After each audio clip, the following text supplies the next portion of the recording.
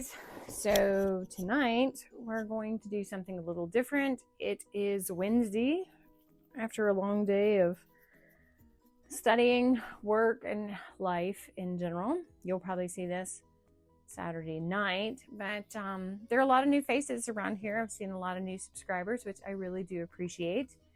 If you've been here since the first horrible video until now, I really appreciate you, especially. And if you just came here yesterday, I absolutely appreciate you as well. So I am Sarah, aka the Soap Lady, as Travis so belovedly loves to call me. I am the face and the talent behind Grafted and Grace.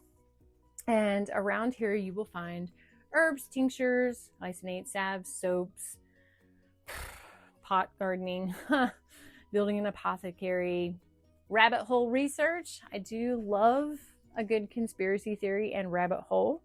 Apparently I have a pot addiction. I do love some beautiful pots. So one of my biggest time waste, and where I find myself, and this is why I struggle to make videos for so long and have to record so early if I'm going to get them out,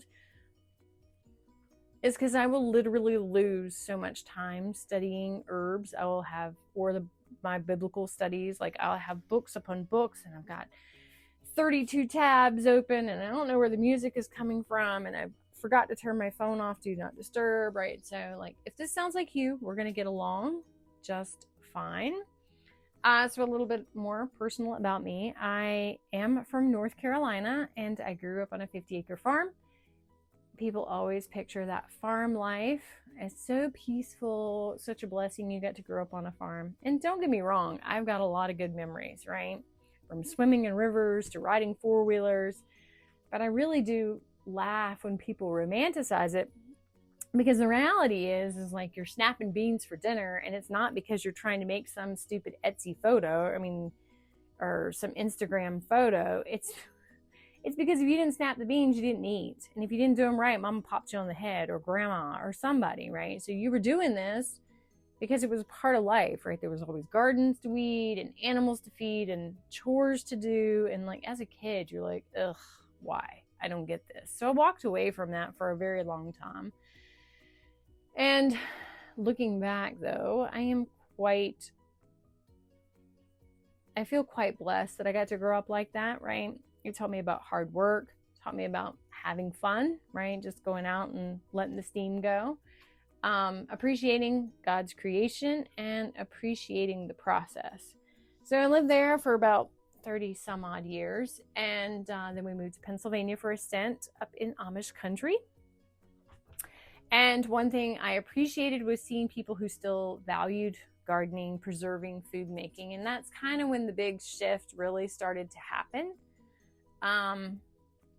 And funny enough, the Amish loved my soap enough, I actually gave it to one of my Amish friends before I left. So a little piece of me still is in Pennsylvania to this day with my Amish friends, which I find kind of quite intriguing. I've kind of left friends everywhere I've come from. So these days in Missouri, my life is a little bit chaotic, to explain it the most, right? I do work a full-time job. I run Grafted and Grace. I'm always trying to come up with new and fun things. I'm always rearranging my house. I'm always probably buying too many herbal books, Bible books, herbs, and I do have, along with my hot addiction, apparently a rug addiction too. So there's always one more herb or one more book that apparently I have to absolutely have.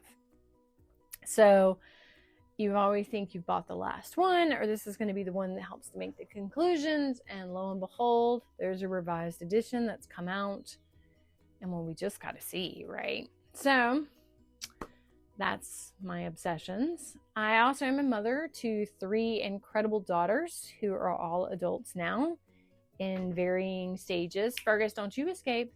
In various stages of life, watching them grow into these strong, independent, sometimes to my detriment, women that they are, has been quite a blessing. Then there's Fergus. Fergus, stop. So if you watched a few of the videos recently, you've probably heard me mention him. He is a Yorkie. He is my official sidekick and the unofficial supervisor of everything I do. He firmly believes that every package that I ship, every snack that I take, every film that I'm filming, he's in charge of it, and he's probably somewhere at my feet, squeaking his squeaky toy or off chewing a bum, right? Surprisingly enough, I am an introvert, seriously. And I know that kind of contradicts with the whole YouTube, putting yourself out there. So that's why I am kind of reserved in my videos a little bit too. But I am perfectly happy sitting at home with a cup of coffee or tea, depending on the time of day, huge stack of books beside me, and the Yorkie usually mad at me because I'm not throwing his toy and I'm slightly distracted. That's a great day. Add in a little rain and a nap, and I think you have perfection. So to contradict that though, funny enough, one of my favorite things is getting to connect with people. A lot of my, soap customers have become really dear friends, and I actually am in contact with them very often. So I do love connecting, and I'm just the type of person that has to recharge afterwards, right? So like when I do my events and stuff like that, I usually have a down day the next day. But if you ever meet me in person, I could seem a little reserved when you first meet me. But give me a few minutes. Eventually, the caffeine will kick in. The sarcasm will wake up, and suddenly you have level 3 experience, and it sometimes can be quite entertaining. So speaking of which, I do think I am completely powered on sarcasm, coffee, and herbs, and not necessarily always in that order. So if you have come to my channel to look for that person that is completely, perfectly polished, and always serious and never laughs at herself and her mistakes, well, you've definitely come to the wrong channel, because, well, if I knock over a jar of dried herbs, you're probably going to see it. If I do something goofy, you're probably going to see it. The only thing I do re-record for is obnoxious loud noises and things that I think would interfere with trying to get the message across. As you've seen, I can and will butcher the Latin plant names. Some things just don't come out of this mouth, and we're going to laugh about it together. Life is too freaking serious as it is. Learning doesn't have to be, right? The more fun we make it, the more we're going to enjoy it, and the more we're going to want to come back, right? So one thing you'll learn about me pretty quickly is that I am quite curious. My question in life is why. If you can answer why, then you have hooked me for sure. So I do ask a lot of questions. Sometimes they can seem rude. So again, this is like for herbalism and like my biblical studies and stuff like that, that why is quite imperative, right? To understand, is this a tradition? Is this like, how does this combat to what we know now? How does this compare to studies of what we know, modern research, modern translations? Like all of that is important in text and life in general, right?